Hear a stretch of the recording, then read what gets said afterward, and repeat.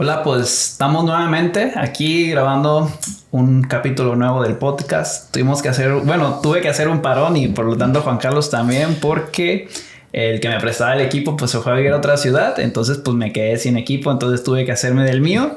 Pero pues ya aquí vamos a ver cómo nos va saliendo las cosas y esperemos mejorarlo cada vez más. Juan Carlos, recién llegado de vacaciones, ¿cómo andas? Bien, la necesitaba. ¿A dónde te fuiste? Fui a la naturaleza, a la Sierra Madre Occidental. A tu dosis de naturaleza. Muy bien, pues recuérdanos dónde te podemos encontrar, tus redes sociales, el gimnasio, dónde se encuentran y qué servicios brindas. Mi Instagram personal, Juan Carlos Iglesias, mediante el gimnasio Fit Evolution Colima, también pueden encontrarme. Y pues técnicamente generamos entrenamiento personalizado para cualquier índole, ¿no? Estética, salud, patologías, que serán los temas que tocaremos hoy, o poblaciones especiales, gente con condiciones especiales, y nutrición deportiva. Y si todo lo que sea fuera de nutrición deportiva, pues con el área correspondiente, ¿no? Todo lo que implique deporte y alto rendimiento, nos ponen ahí le pones todo. Tú estás de entrenador, ¿y quién es más? Está mi hermano, que también estudia la parte deportiva, yo, y por ahí entrenadores específicos de CrossFit y box. El de box, el boxeador que llevas, ¿no? Box, Rey Heredia. No estoy en mi logo. Ese es el tuyo. Boxeador profesional. Próximo peleador de Las Vegas. Muy bien, pues vamos a hablar sobre un tema muy interesante. Creo que son patologías súper frecuentes dentro de las primeras causas de muerte actualmente en México y en el mundo. Y el capítulo lo titulamos de la siguiente manera: ejercicio como medicamento versus diabetes, hipertensión y enfermedad cerebrovascular. ¿Vale? Entonces vamos a empezar con la diabetes tipo 2 y 1. Vamos a bajarlo en esos dos. Entonces, ¿qué es la diabetes tipo 1 y qué es la diabetes tipo 2? ¿Qué lo diferenciaría aparte del pinche nombre? El número, güey. Bueno, pues como coloquialmente el azúcar en sangre alta, ¿no? Pues haciendo una reseña siempre que tratamos de hacer, cuando nosotros ingerimos alimentos, estos alimentos o estos en general, lo que nos centraremos ahorita son los carbohidratos o el azúcar en sangre, que sea la glucosa. Cuando hablamos de azúcar en sangre hablamos de glucosa, ¿no? Que es uno de los monómeros de carbohidratos que existen, que es lo que nuestro cuerpo principalmente utiliza como energía. Entonces nosotros consumimos carbohidratos simples o complejos, y son complejos se digieren, se absorben mediante el intestino delgado, entra a torrente sanguíneo y ya ahí podríamos llamarle el azúcar sanguínea, ¿no? O la glucosa. Los niveles de glucosa deben ser regulados. Si los niveles de glucosa están muy altos, pues normalmente se segrega insulina. Esta insulina hace que esta glucosa pueda entrar al músculo y ahora sí bajamos los niveles de glucosa sanguínea. Digo, más allá del músculo, a cualquier célula, ¿no? Bueno, la insulina es específica al músculo, pero ¿por qué hacemos referencia al músculo? Tienes razón, cualquier célula, porque normalmente la glucosa puede entrar a cualquier tejido, un sistema nervioso, cualquier otro órganos, etc. El único que necesita de una llave especial es el músculo, que es la insulina. ¿Y por qué nos afecta saludablemente? Bueno, porque el músculo es el principal regulador de la glucosa en el cuerpo. Es como una esponja. Si hay mucha glucosa en sangre, se activa esta insulina y le da la pauta para que el músculo pueda absorber glucosa y bajar los niveles de torrente sanguíneo de glucosa, ¿no?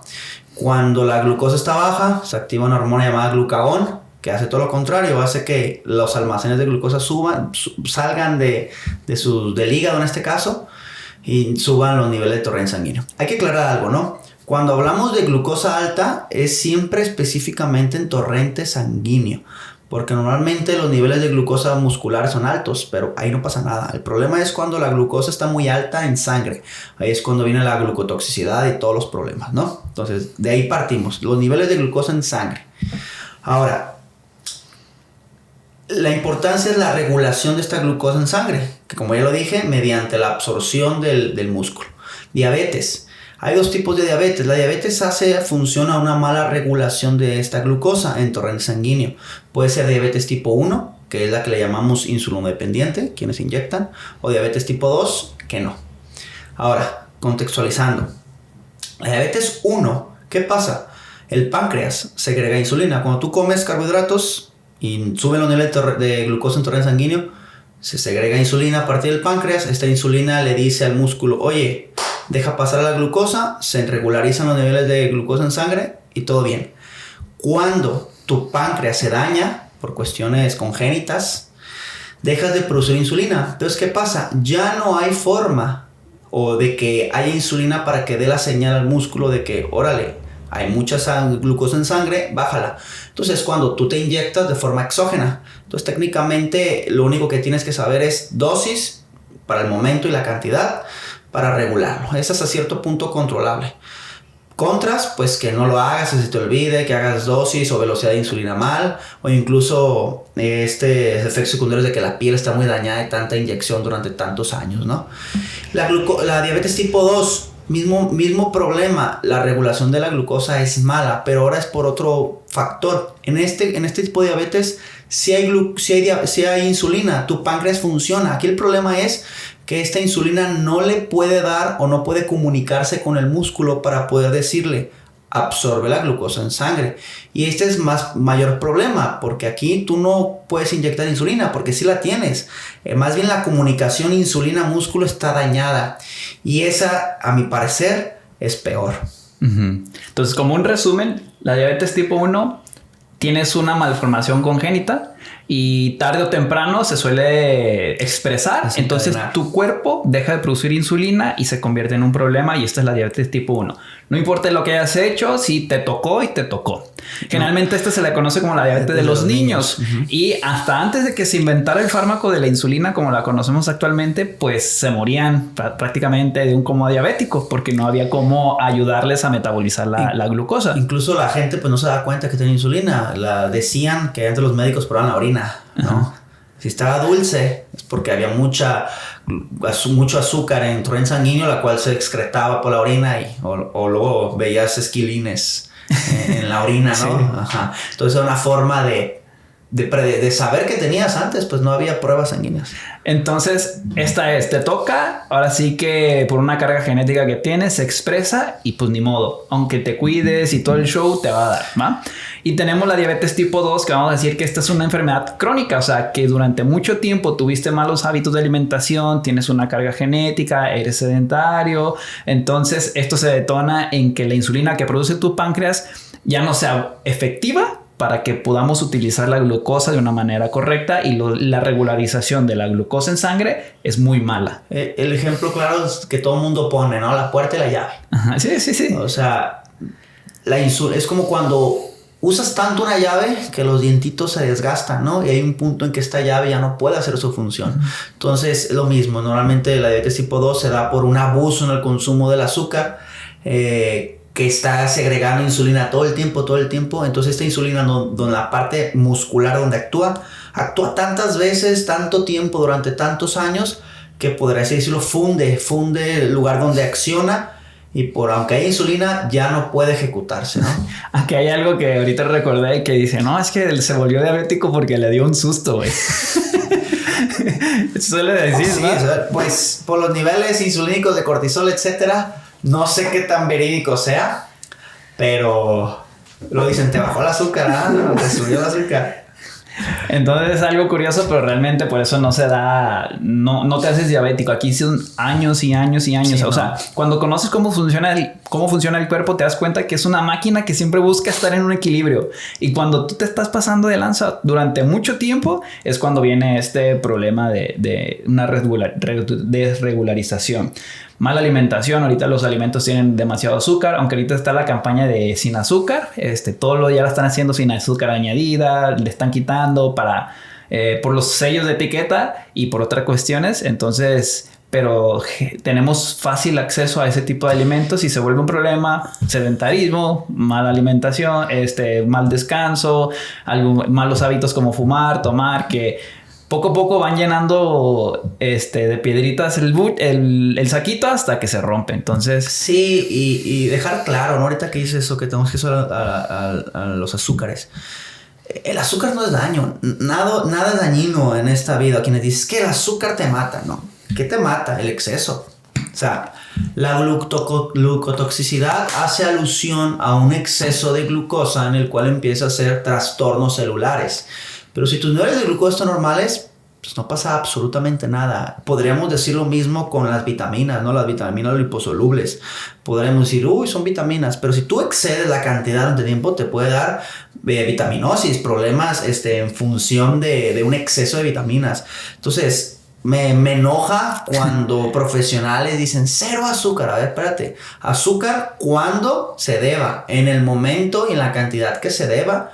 No a lo burro, no es eliminarla, es regularizarlo como todo. Sí, o sea, si te tomas demasiada agua, te vas a morir. Incluso, o sea, el agua, algo tan indispensable para nosotros como el agua en exceso, pues te va a hacer daño. Entonces, dejen esas pendejadas, por favor.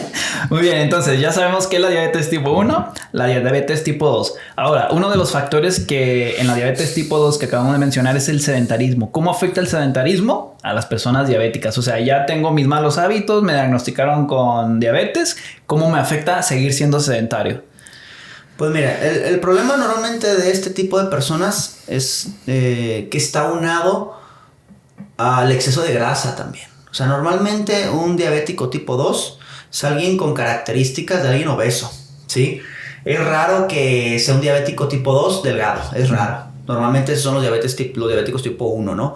Entonces, ¿qué afecta? Pues no nomás afecta esta cuestión de que ingieres muchas calorías en forma de azúcar simple, el cual está jode y jode la producción insulínica y a su vez daña la comunicación muscular. Entonces, ¿qué pasa? Hay un punto en el que todo el azúcar que consumes ya no entra a músculo y es como te da el bajón, ¿no?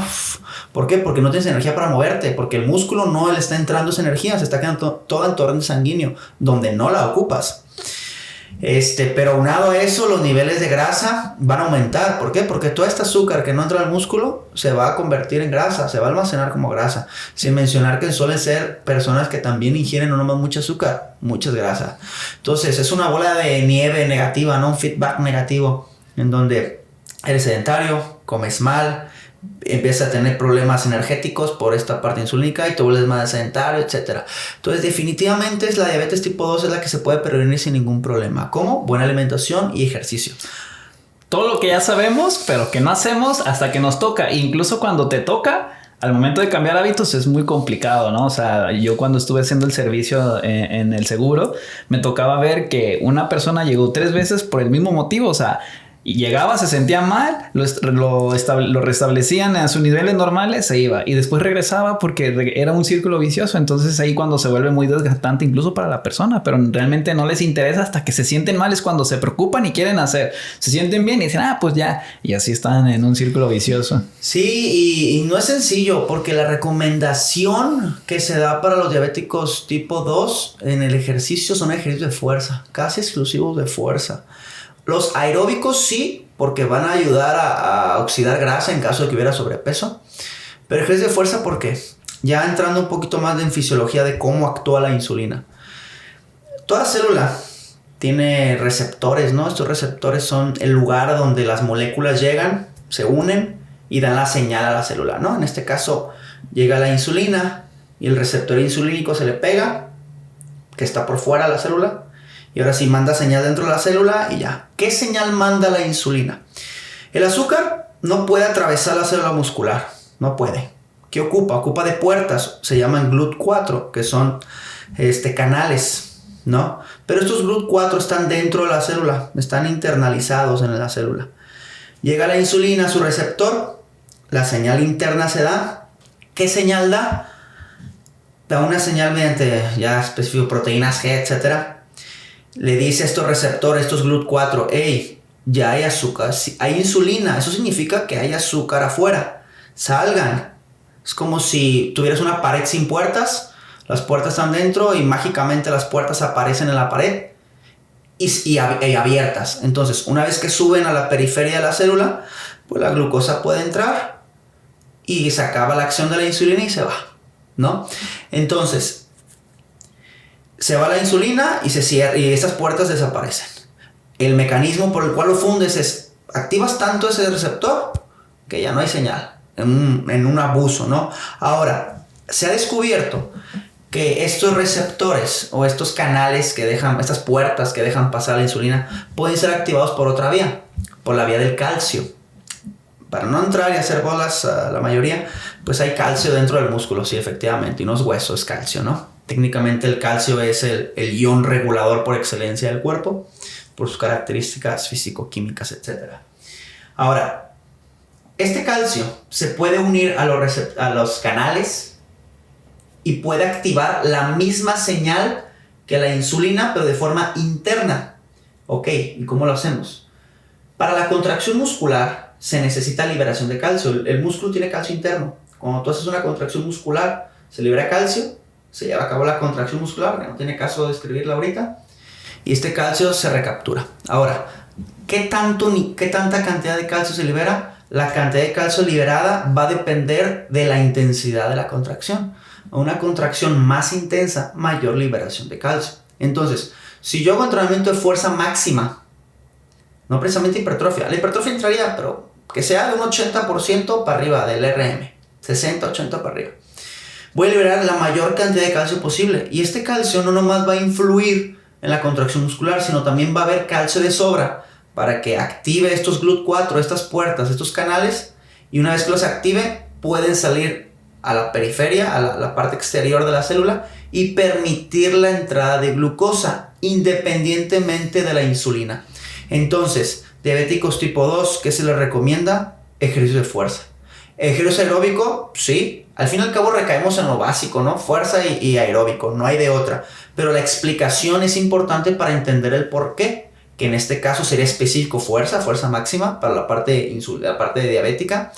Y la parte aeróbica, pues si es que hay exceso de peso o ya no se diga por los beneficios, múltiples beneficios que nos pueda dar a nivel cardiovascular, ¿no? Pero específicamente diabetes 2, ejercicio de fuerza. Entonces, vamos a decir, tenemos una manera de meter la glucosa en la célula, que es la insulina. Ajá. Pero el ejercicio de fuerza nos da otra vía en la que no necesitamos insulina. Entonces, si la persona diabética tiene estos problemas y empezamos a activar estos canales, va a ayudarle a regularizar de una manera más efectiva, independiente de insulina, la glucosa en sangre, que al final de cuentas se va a traducir en una mejor calidad de vida. Ahora, no crean que, bueno, pues soy diabético, no, se haga ejercicio y ya chingue. Sí. O sea, ayuda, pero no estoy diciendo que con esto estás curado, ¿no? ¿Cómo decirlo? Una ayuda a tu organismo, al músculo, porque al fin y al cabo el diabético tipo 2 se dice que estos receptores están dañados, pero no el 100%, siempre receptores que funcionan, ¿no? Por ejemplo, si tienes 100 por célula, se considera diabético cuando el 80% de tus receptores están dañados. Entonces solo actúan muy poquitos. Entonces, ¿qué pasa? Esos 20 le ayudas un poco en el ejercicio, pero no quiere decir que ya la armaste, o sea... Sí es una ayuda y te va a beneficiar, pero definitivamente tiene que ser todos los días. Es como tienes una caja de herramientas para defenderte contra diabetes. Una sería la alimentación, que podría ser como de las más importantes en este aspecto. Sí. El entrenamiento, a lo mejor algún medicamento que te esté ayudando. Y pues entre más herramientas tú estés utilizando, vas a tener una mejor calidad de vida y vas a tener mejores mecanismos para regular la glucosa en sangre. Sí, y haciendo alusión a que esto es deporte, ¿no? Podremos entrar a la parte nutricional, nos tardaremos otra hora, pero obviamente, como dice Ray, la parte nutricional se lleva la mayor parte. ¿Por qué? Porque por mucho ejercicio de fuerza que hagas, si tú te echas 2 kilos de azúcar al día, pura madre que vas a poder hacerle frente. Entonces, definitivamente esto es otra herramienta en la ayuda de la mejora de la calidad de vida de la persona diabética tipo 2. ¿Estos mismos beneficios se traspolarían a los diabéticos tipo 1 o si hay una diferencia por la situación? No, sí habría diferencia. Definitivamente sí. El diabético tipo 1... Estos receptores o estos receptores insulínicos sí funcionan. El problema es que en tu hígado valió madre. Digo, tu páncreas. Páncreas. ¿No? Y creo que está peor porque no tienes ni jugos pancreáticos, no tienes nada, ni para digestión tienes. Pero bueno, si tienes insulina, si te inyectas.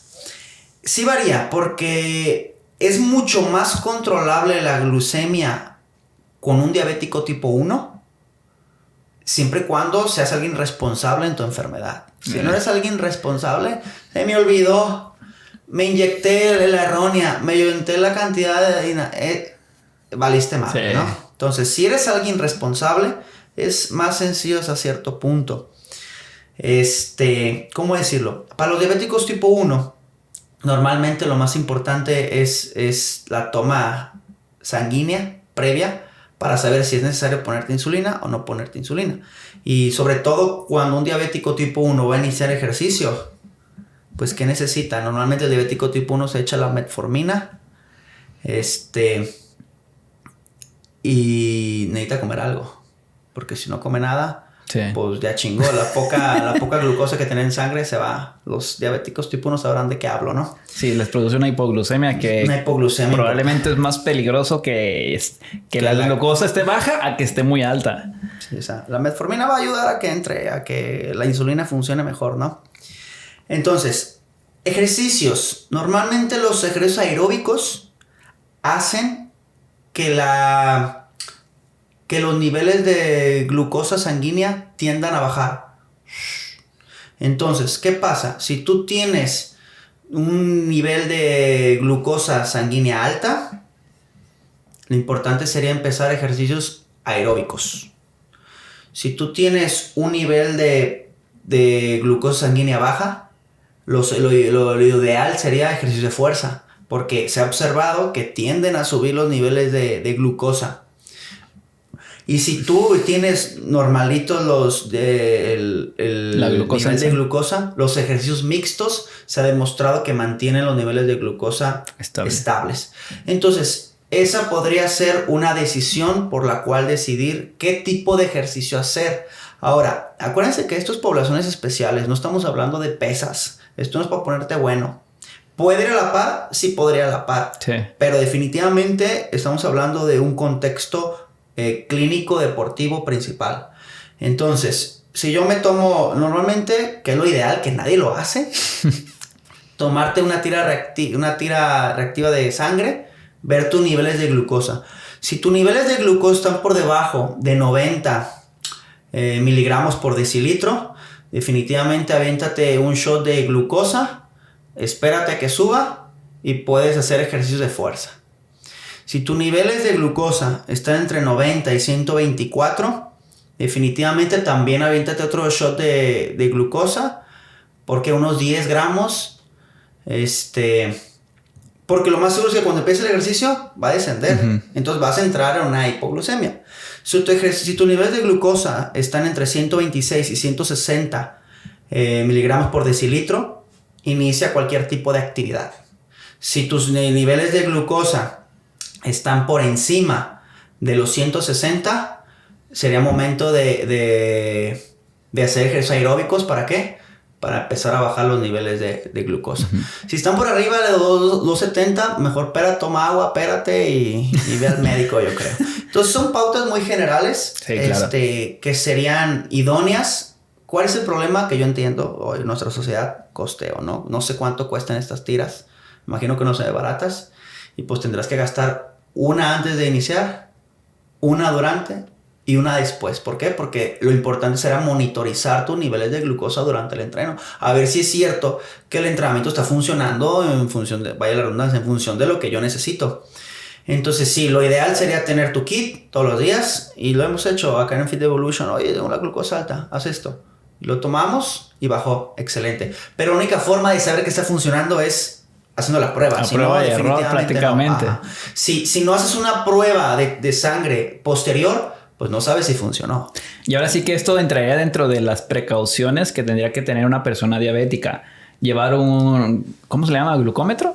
Un glucómetro con sus tiras reactivas para poder monitorear la glucosa antes, durante y después. Llevar un alimento rico en azúcar por si hay un bajón de glucosa, pues darle un levantón rápido.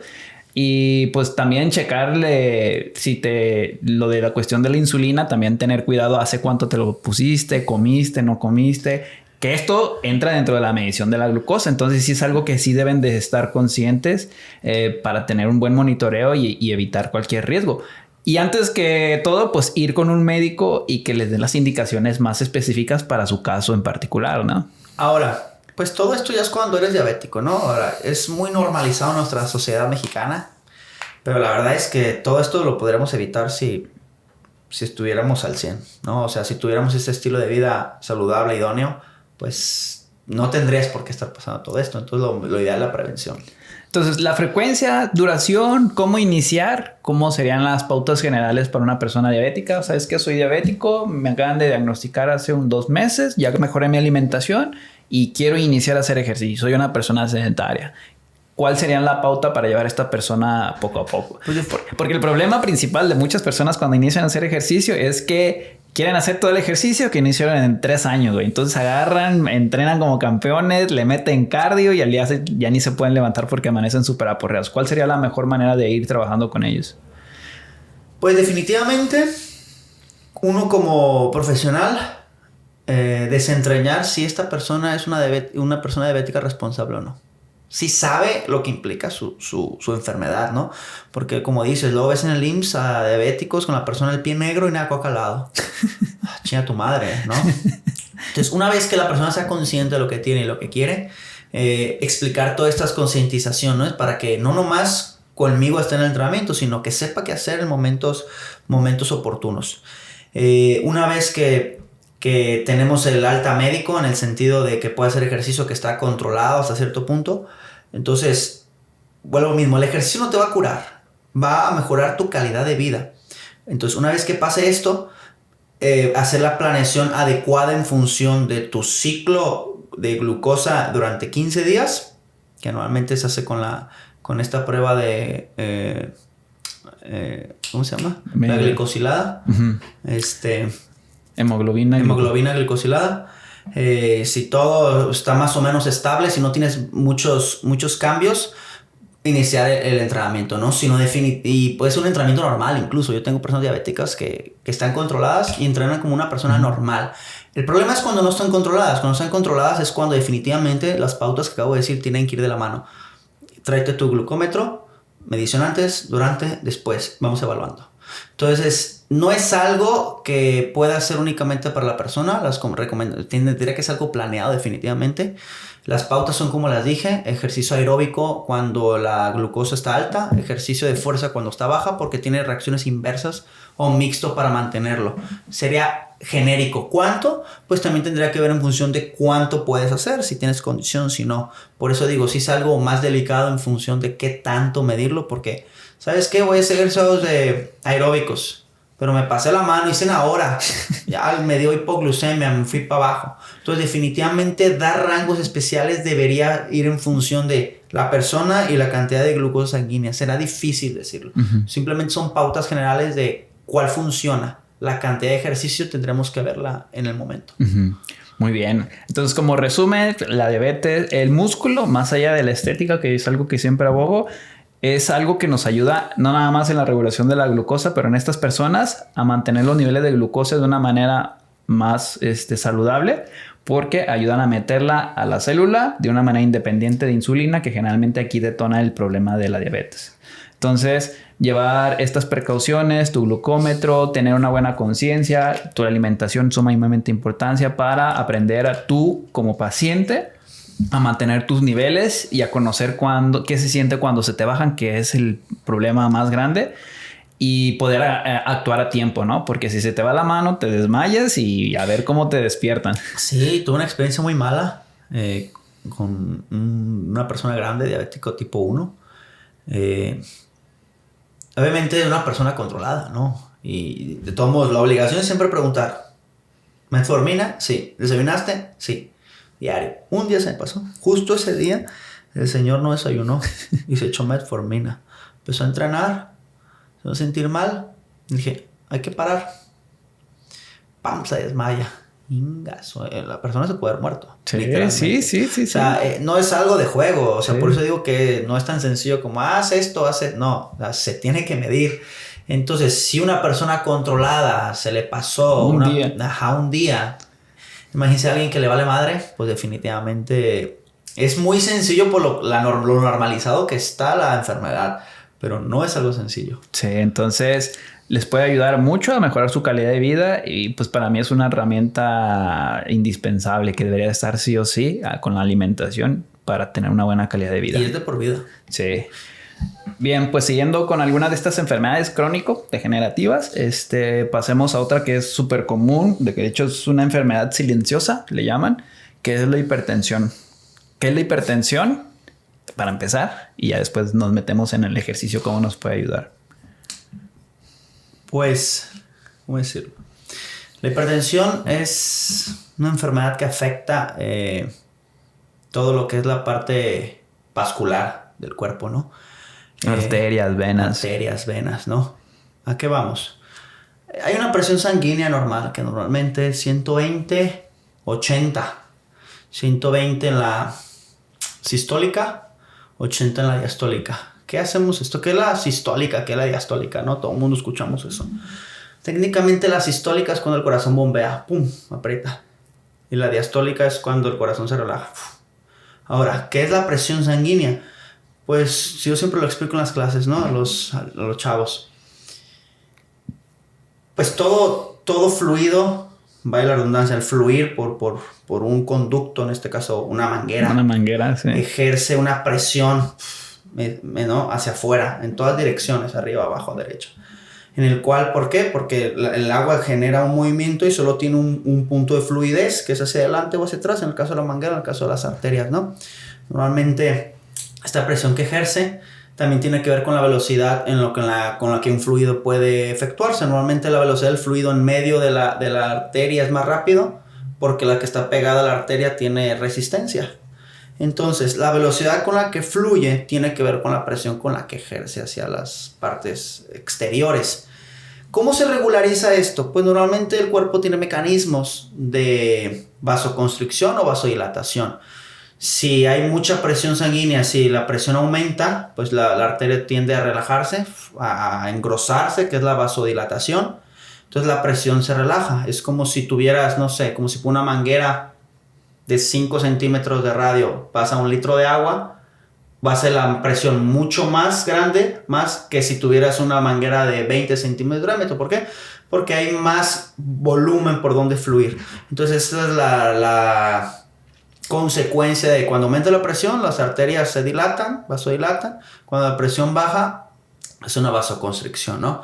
Y esto, bueno, para múltiples beneficios del cuerpo lo regularizará en función de cómo. La presión sanguínea tiene que ver no nomás con la fuerza con la que el corazón bombea, también tiene que ver con la capacidad de autorregularse de nuestras arterias. Normalmente, o lo más común, es que el tabaco engruese o endurezca las paredes arteriales. Entonces, cuando estas paredes arteriales endurecen o engruesan, pues técnicamente pierden la capacidad de dilatarse. Entonces, en el momento en que tú haces ejercicio, el corazón empieza a bombear más fuerte, ¿qué va a pasar? Va a aumentar la presión porque va a haber mayor flujo sanguíneo por la arteria. Y si esta arteria no tiene la capacidad de vasodilatarse, se queda rígida y chiquita en función de la cantidad de sangre, pues va a generar un problema de presión alta. Entonces, técnicamente tiene que ver no más con la actividad cardíaca, sino con la actividad vascular. Eso ya lo determinará el médico correspondiente, el cardiólogo, qué se necesita tomar, qué no. Pero básicamente es esta capacidad de poder regular cuánta sangre fluye y el flujo de la arteria. Vamos a decirlo de una manera, voy a tratar de hacerlo más sencillo. Tenemos en la arteria y va pasando por aquí sangre, ¿no? Ahora. Sin mal pensar. Entonces, la sangre que pasa va en esta dirección, pero aparte ejerce presión sobre estas dos. Nuestras venas y arterias tienen la capacidad de hacerse más grande por si la presión, si hay mucha por el ejercicio, se dilata y hace que la presión disminuya y pueda fluir más por esa situación anómala o específica del momento. Y si no, también se puede tener una vasoconstricción para que la constricción. El flujo sea el adecuado. Entonces el cuerpo va a regular, se hace grande, si hay mucha presión, si hay poquita, pues lo regula. Entonces con una enfermedad de hipertensión, esta capacidad de regular la presión alrededor de nuestras venas o arterias es muy mala. Entonces mantenemos la misma rigidez y la presión es muy alta y es cuando bien se detona un problema. Generalmente la gente no se se da cuenta hasta que tienen dolores de cabeza. Me duele la cabeza, has de tener la presión alta. Ya van, se hacen un chequeo y ya lo diagnostican. Aunque no es a la primera, puede haber circunstancias que puedan elevar la presión. Entonces es algo que se debe diagnosticar por un cardiólogo, un especialista, que digan, ¿sabes qué? Sí. Entonces generalmente les ponen, creo que actualmente, monitores de 24 horas. Se los llevan todo el día y regresan. Entonces ya ven el promedio de cómo tuvieron la presión arterial durante todo el día. Y si está por ciertos valores por encima, ¿sabes qué? Eres hipertenso. Entonces esto es algo que se debe diagnosticar de una manera correcta. Y ahora, haciendo un paréntesis, ¿no? Casualmente acabamos de hablar de la diabetes. La insulina es una hormona que puede regular la presión sanguínea. Entonces, definitivamente, si eres diabético, también te puede afectar la presión. ¿Cómo? Ejemplo más claro. Me bajó el azúcar. Tomas una coca. Bueno, no es la coca, es el azúcar que tiene la coca. El azúcar que tiene la coca va a hacer que se segregue insulina. Y esta insulina va a hacer que los niveles de presión suban, ¿no? Se cierra el paréntesis. Entonces... Bueno, voy a hacer la pregunta para hacer un clip de esto porque es muy común. ¿Por qué te recomiendan una coca cuando se te baja la presión? Pues por el azúcar, únicamente. La gente cree que es la coca, no, la coca es el azúcar. O sea, chíngate cualquier madre azucarada real que te haga producir insulina y va a ser la misma mamada.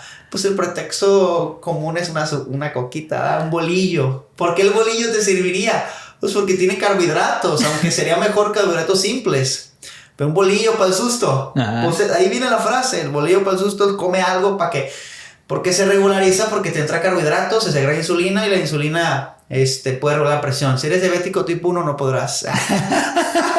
Pues sí. Inyéctate mejor y ya te comes una. Sí, se cierra el paréntesis. No, es muy curioso porque sí. Ay, te bajó la presión, chíngate una coca. Es como que no sé si sea solo en México o sea una cuestión de Latinoamérica, ¿no? Sí, pues yo creo que algún médico ha dicho, rápido dame la coca porque tenía azúcar y de ahí salió, no sé.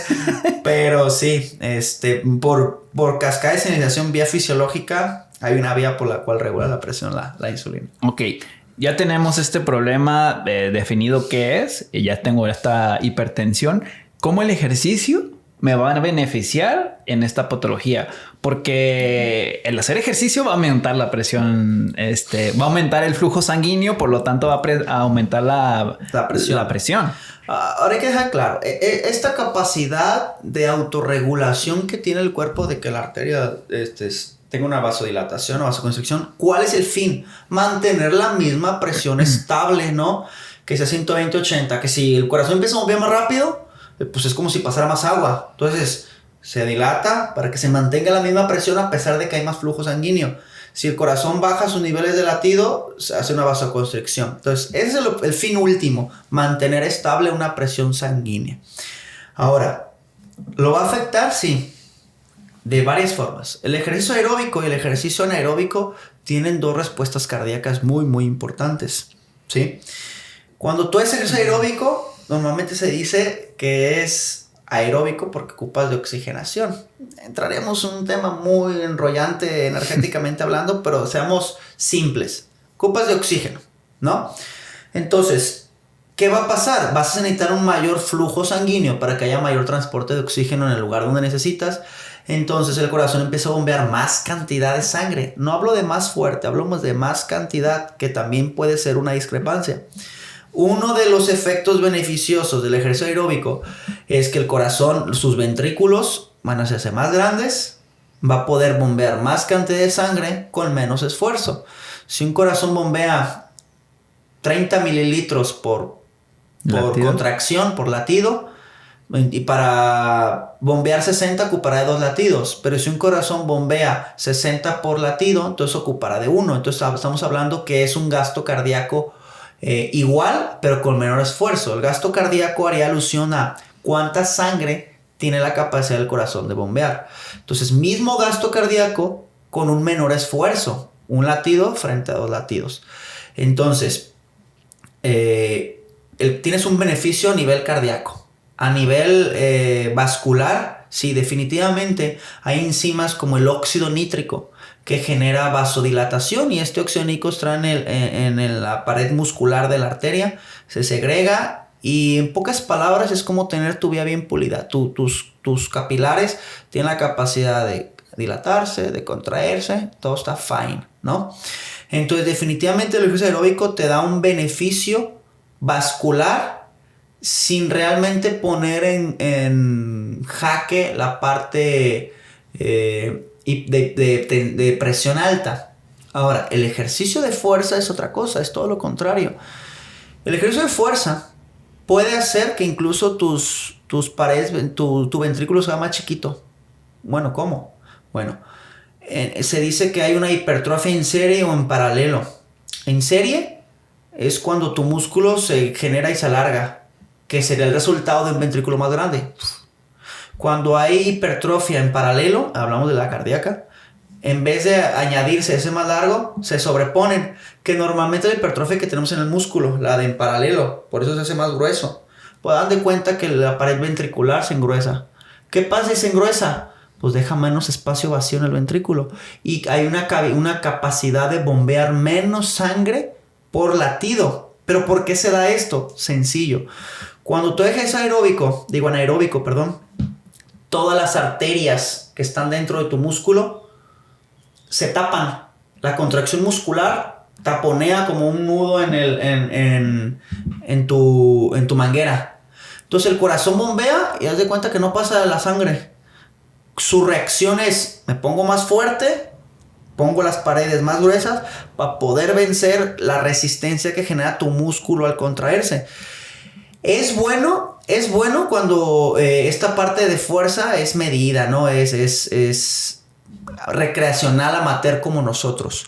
Cuando esta parte de fuerza ya es a nivel top, donde el entrenamiento es muy excesivo, muy fuerte, porque incluso hay gente que lo hace, no es idóneo. ¿Por qué? Porque tu corazón bombea sangre más fuerte todo el tiempo que estés en reposo y puede aumentar la presión sanguínea. Fíjense, el puro ejercicio puede aproximarte a la hipertensión y aunado si tuvieras algún otro hábito como fumar, mala alimentación, etcétera.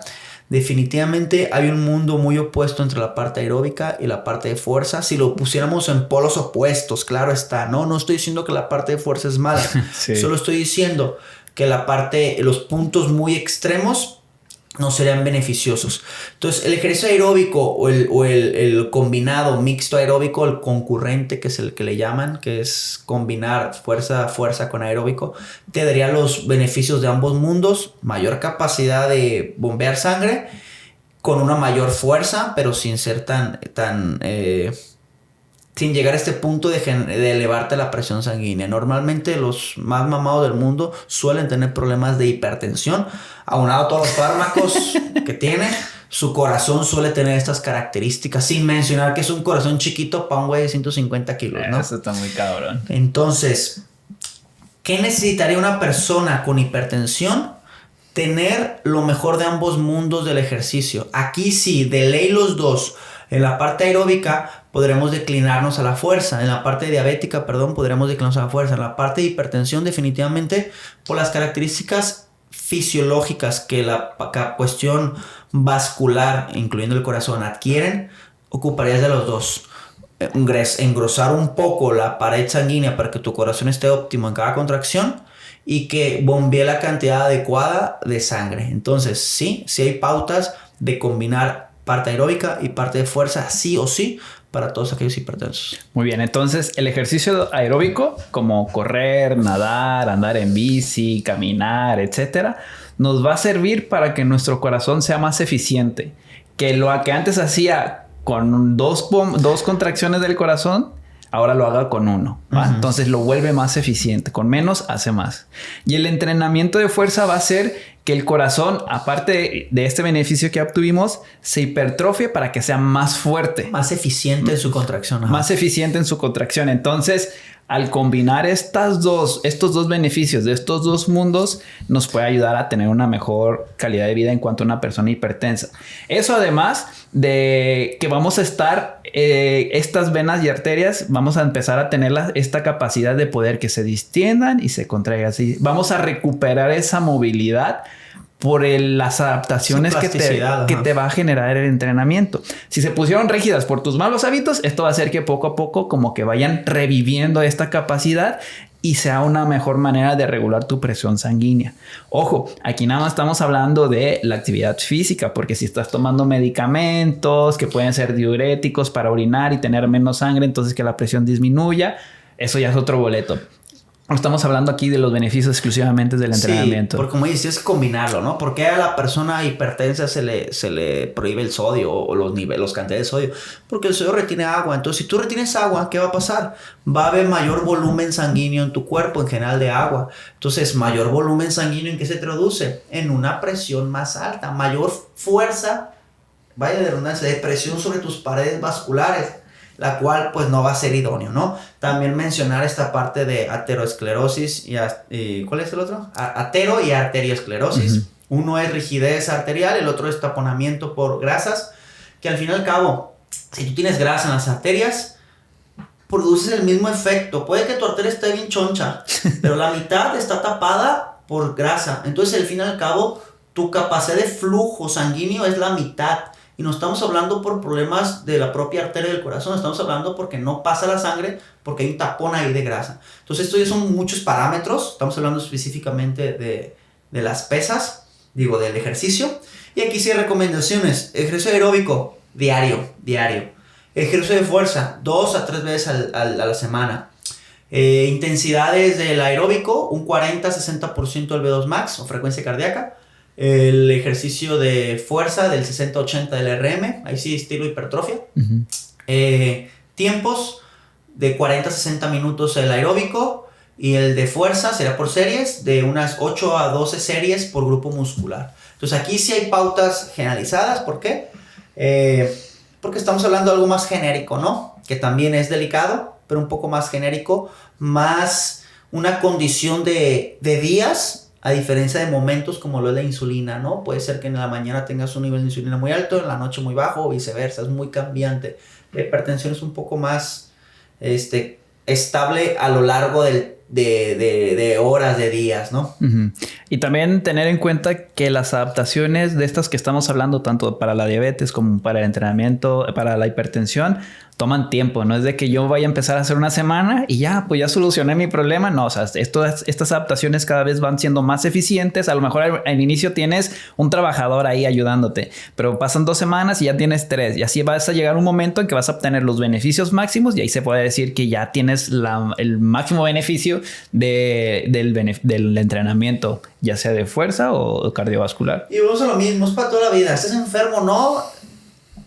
Es que es súper random porque pues no tenemos ningún hilo negro, ningún hilo rojo. O sea, al fin y al cabo la recomendación para todo es ejercicio, fuerza aeróbico. ¿Qué podría cambiar? Especificaciones, pero para todo vamos a decir lo mismo, ¿no? O sea, pero se explican el porqué de las cosas. Sí, y generalmente lo que es la obesidad, la hipertensión y la diabetes, generalmente no siempre están en una persona. O sea, primero se dio una, después la otra. Primero fue obeso, después diabético y después hipertenso. O primero fue obeso, después... problemas renales. Y ya después, cuando convives con estas 3, vamos a decirlo, pueden ir evolucionando a cosas más delicadas que sí tendrían que ser como que un trabajo más meticuloso, ¿no? A la hora de... Es justamente lo que platicamos. Me recordaste ahorita cuando platicamos en clase, ¿no? Porque justamente hay una materia que doy de poblaciones especiales, que estaría chido que llegue un enfermo solo de algo específico. Esto. Pero resulta que el vale es obeso. Me empezar, no tiene movilidad. No tiene movilidad. No sabe de ejercicios. Es hipertenso. Puede ser diabético y puede que esté con una rodilla dolida. O sea, planear, ahí sí definitivamente vas con un experto, no tienes de otra. Porque necesitas hacer un acomodo entre quito, pongo, agrego, y ahí está tu entrenamiento. Ahí está plasta por si fuera una receta. Se ve horrible, pero eso es lo que te sirve. Sí. Entonces, ese es el mayor problema, que tiene consecuencias. Y volvemos a lo mismo. ¿Por qué decimos que la obesidad es el mayor problema que aqueja al mundial? No la obesidad en sí, sino todo lo que provoca la obesidad. Normalmente alguien obeso tiene malos hábitos alimenticios, que pueden provocar diabetes, hipertensión, diabetes, problemas renales por el aumento de presión en los glomérulos, etcétera, etcétera, ¿no? O sea, dolor de espalda, me duele la espalda. Entonces, normalmente es una persona con un montón de cosas. Ese es el problema. Muy bien. ¿Qué falta? Frecuencia, duración, intensidad. Bueno, ya los mencionaste, entonces pues eso es básicamente lo que les puede beneficiar el entrenamiento en general, tanto de fuerza como de resistencia en la hipertensión. Y vámonos con la última, enfermedades cerebrovasculares. ¿Qué son para empezar? Bueno, pues la cuestión cerebrovascular iría un poco de la mano con la hipertensión.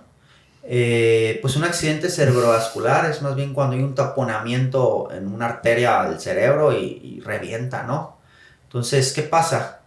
Lo peor será que este coágulo sea muy importante, se reviente y te puedas morir. Normalmente, ahora sí que no soy médico, pero se desmayan o les duele la cabeza y a veces entran en coma, etcétera, ¿no? Ahora sí que quizás estoy exagerando. El mayor problema serían las secuelas, ¿no? O sea, realmente prevenir un accidente cerebrovascular tiene tantas cuestiones por las cuales puede pasar que sería casi imposible prevenirlo, ¿no? Si tú tienes una presión sanguínea saludable, pues tendrías un punto muy, muy a favor para evitarlos. Si la tienes alta, pues tendrías un punto muy en contra. Pero básicamente es un taponamiento, se deja de irrigar una zona del cerebro y esta zona del cerebro puede tener efectos irreversibles en tu movilidad o no, ¿no? Hay parálisis, malos movimientos. Definitivamente esto sería como un subtema de la parte de la hipertensión. ¿Cómo prevenirlos? Pues el ejercicio. ¿Cómo tratarlos? Definitivamente aquí, como entrenadores, está un poco fuera de nuestras manos, porque aquí sí tendríamos que hacer terapia específica de movilidad, ¿no? Es una consecuencia de una muerte cerebral técnicamente, ¿no? Una parte, un pequeño cerebro que puede ser fatal o no en cuestiones de movilidad. Sí, y ahora, ¿por qué generalmente el cerebro sufre estas consecuencias? Principalmente porque es de donde se mandan las señales para hacer todos los procesos del cuerpo, absolutamente todos. Y en esta parte del cerebro son las arterias y las venas son las más pequeñas, o sea, son las más minúsculas que se taponan más fácil. A lo mejor tú tienes un coágulo no sé, en la pierna, fluye, llega al cerebro y ahí como el espacio es muy reducido, pum, tapa, no le llega oxígeno a esa zona del cerebro y pum, tienes estos eventos cerebrovasculares que pueden producir esto que ya dijiste, inmovilización, muchas cuestiones que se tienen que ir trabajando, ¿no? Entonces, cuando ya dependiendo qué parte del cuerpo afectó o qué funciones, porque pueden ser motrices o cognitivas, es como el entrenamiento te va a ayudar a recuperar, a que el cuerpo reaprenda cómo hacer esos movimientos. ¿Tú sabías hacer esto? ¿Tuviste un evento cerebrovascular? Ya no, tu cuerpo ya no manda la señal. Entonces es poco a poco que con un terapista o un entrenador le vuelvas a enseñar al cuerpo a hacer este movimiento. Y puede tomar meses, ¿eh? Y puede que nunca lo recuperes también. Al 100%, por ejemplo. Entonces, sí, definitivamente tendrá que ver el daño que resufras y a veces otras partes del cerebro pueden, ¿cómo decirlo? Hacerse cargo de la parte dañada. Entonces, cuando a veces puedes tener este movimiento de nuevo, ¿no? Definitivamente ahí, si alguien quiere sufrir un accidente cerebrovascular, tendrá que ser rehabilitación sí o sí, ¿no? Con un terapeuta neuronal, alguien específico para eso. Factores de riesgo para sufrir una enfermedad cerebrovascular, pues está hipertensión, colesterol alto, tabaquismo, diabetes, obesidad, sedentarismo, genética, historia familiar, entre otros. Entonces, como vemos, lo que ya hablamos anteriormente, pues va sumando a que otras enfermedades se vayan detonando. A lo mejor la diabetes, pues está bien, la puedes sobrellevar ahí medio mal cuidada, pero ya un evento cerebrovascular es algo más delicado que necesita más atención y es algo más chocante, ¿no? O sea, no, le dio un paro cerebral. Entonces es algo más impactante. Fíjate, acabas de decir algo quizá ya para terminar. El sedentarismo. Quizás creo que la gente es tan común, pero no lo aterriza. El ser sedentario, ¿qué implica? Implica no utilizar tu cuerpo. ¿Y qué implica utilizar tu cuerpo?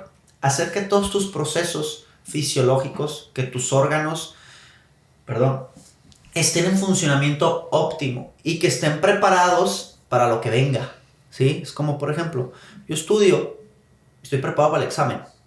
No estudio, sé que puedo pasar el examen, pero no necesito adquirir el conocimiento para el examen. Misma dinámica con la parte del sedentarismo. Es como si no estudiaras. De repente te pones a correr. Chinga, tu cuerpo no tiene las herramientas para estar a tu altura del esfuerzo. Entonces, cuando un ejercicio o un incidente en particular sobrepasa tus capacidades, tu cuerpo no tiene la capacidad, ve la redundancia, de adaptarse a las necesidades y de responder, y es cuando vienen las consecuencias, ¿no? En este caso, la hipertensión con la parte obesa. Empieza a hacer ejercicio de alta intensidad, tu cuerpo no tiene la capacidad de bombear sangre de forma adecuada, te quedas sin sangre, por así decirlo, ¿no? Obviamente no, o sea, en las zonas no se irriga de forma adecuada, mejor dicho. La capacidad de vasodilatar y vasoconstruir de tus arterias, como nunca lo hacen, pues no se acuerdan cómo hacerlo de forma eficiente. Y el momento en que quieras, no pueden. Entonces, todo esto es la consecuencia de no tener útil a tu cuerpo, de no tenerlo listo, de no tenerlo practicando.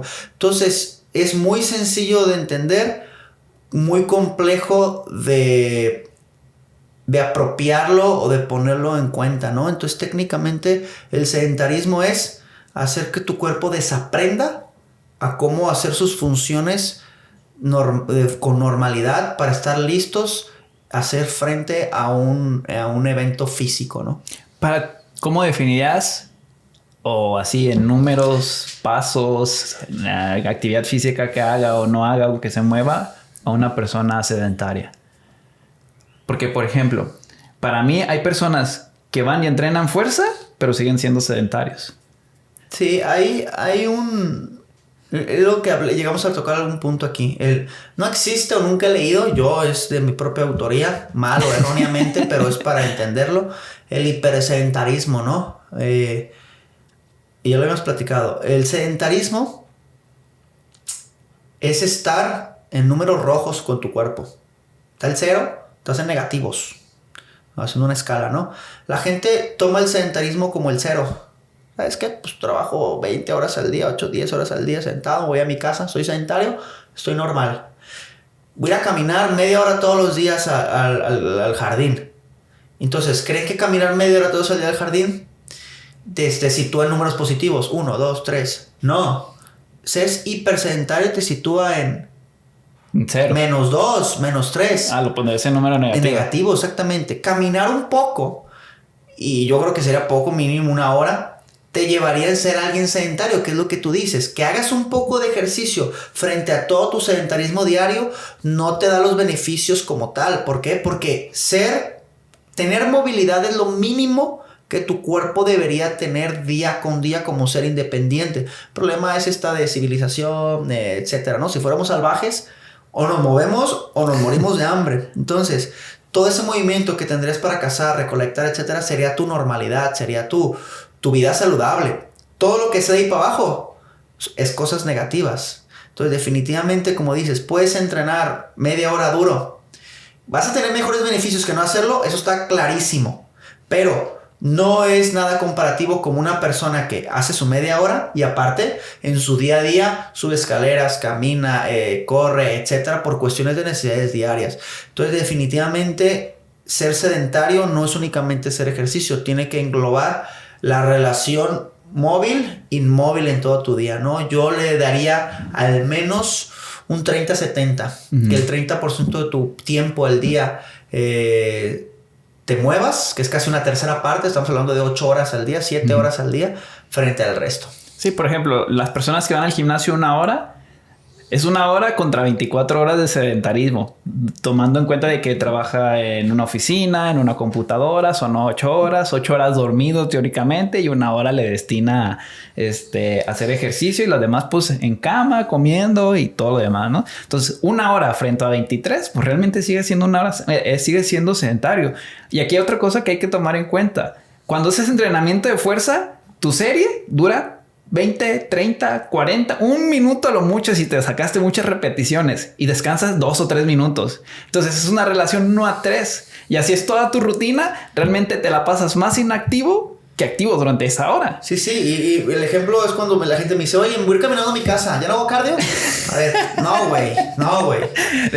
Si vive en el Chivato, pues está bien, ¿no? De irte a caminar a tu casa es lo que deberías hacer, entrenes o no entrenes. Tu cardio y tu fuerza de ley. Y aparte me caminas, porque tú tendrás que caminar porque tienes piernas y tienes que usarlas, güey. O sea, no es una u otra. Entonces, definitivamente, quizá en el ejemplo que das de 1 hora, si el entrenamiento es súper bien aprovechado, bien duro, bien concientizado, sí. Pero si eres de las personas que 1 hora hacerse güey, definitivamente no. ¿Qué predomina en un gimnasio?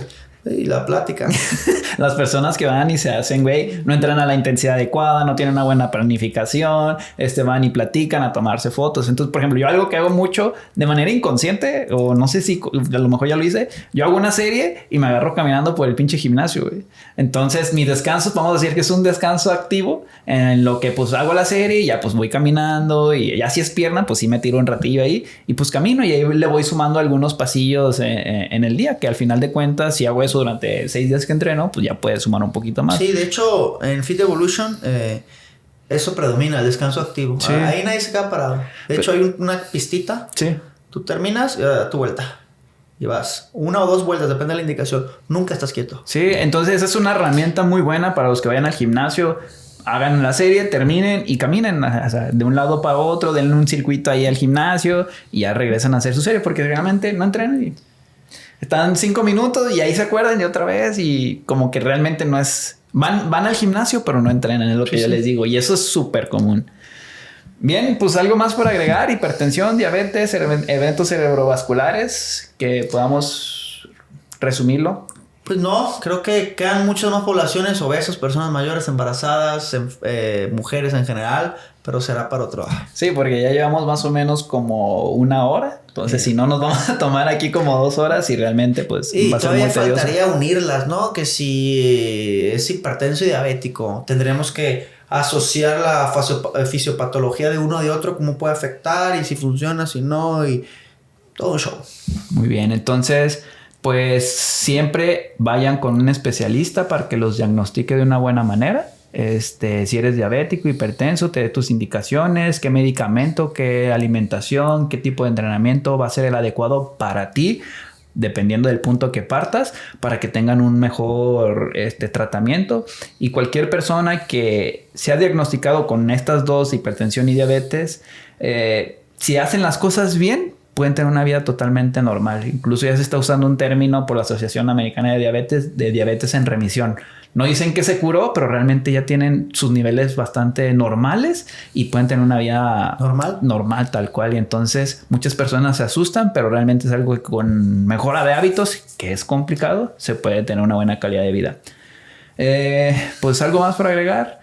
Ahí dejamos otras patologías para otro podcast. Espero verte en 15 días ya con... O que escriban alguna patología en particular que quizá no se toque, que les gustaría que viéramos. Y pues ver qué show se puede hacer. Sí, la verdad que el ejercicio es medicina. Sí, algunos autores dicen que es la polipíldora porque... O sea, ahorita nada más hablamos de 3 en lo que te puede ayudar, pero todas las que se nos escapan es algo que va a beneficiar a un chingo de patologías. No, tendríamos que ver de miocinas, todas estas proteínas de selenización que dan beneficios, cómo contrarrestan a factores de inflamación. Sería exactamente la polipíldora. La polipíldora. Y es algo que prácticamente puede ser gratis. No necesitas de mucho. A lo mejor asesorarte o tú ponerte a estudiar para ver qué puedes hacer y sin ningún problema. Entonces, Juan Carlos... Nada más por agregar, estamos de vuelta grabando. Espero verte en 15 días para hablar de otro tema. Y pues nos vemos en el próximo capítulo. Hasta la próxima.